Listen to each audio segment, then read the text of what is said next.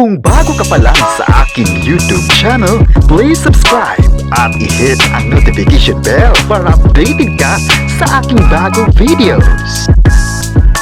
Kim Chiu, pasabog sa mga fans, kapamilya actress, patuloy pang magpapasaya sa mga kapamilya.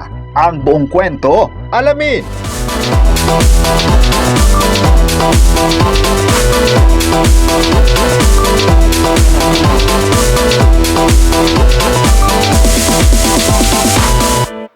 Ngayong February 25, 2026, marami talaga ang masaya sa naging paandar ni Kim Chiu sa live audience at mga manunood ng naging pasado raw ito sa grupong Fina.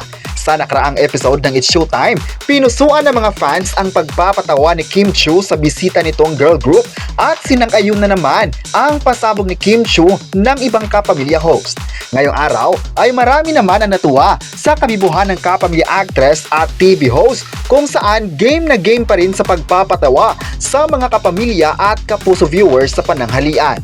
Sa isang segment ka ngayon ay tila energetic ang Chinita Princess at bagay na bagay talaga sa kanya ang pagiging positive ang vibes sa pananghalian. Nagkaroon na naman sila ng kulitan sa ilang kapamilya host kabilang na ang nag-isang vice ganda. Marami tuloy ang nagsabing bagay na bagay talaga si Kim Chiu sa It's Showtime dahil nakakasabay siya sa mga hirit ng ibang artist.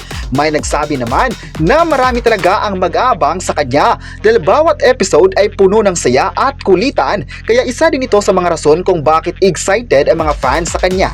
Maraming mga Kim Pao fans ang natuwa kapag present si Kim Chiu sa It's Showtime. Ayon pa ng mga taga-suporta niya ngayong araw ay napatrending bigla ang Chinita Princess dahil sa mga paandar nito sa It's Showtime.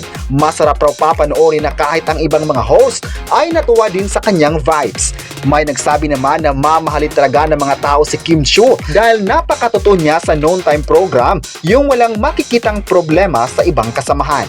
Yung tipong tatawa na lang ang lahat sa kanyang mga hirit. Sa online naman ngayong tanghali ay marami ang naging proud sa kanyang presence sa It's Showtime dahil positive na positive talaga ang komento ng mga fans sa kanya. Ayon naman ng mga netizens online, ang episode ngayon ay nakakatuwa dahil maliban sa mga magagandang segment sa Kapamilya Noon Time Show ay pasado naman ang pakikipagtulungan ng mga host para magiging successful ang show ng ABS-CBN. Isa din sa mga inaabangan ng lahat ay ang mga banat ni Vice Ganda na grabe din yung pagmamahal ng tao sa kanya. Say pa ng mga tao, nagpapasalamat sila kay Vice dahil tinuring niyang pamilya si Kim Chiu sa It's Showtime na wala talaga siyang nakitang problema sa kanilang pagsama. Kayo, ano ang masabi nyo?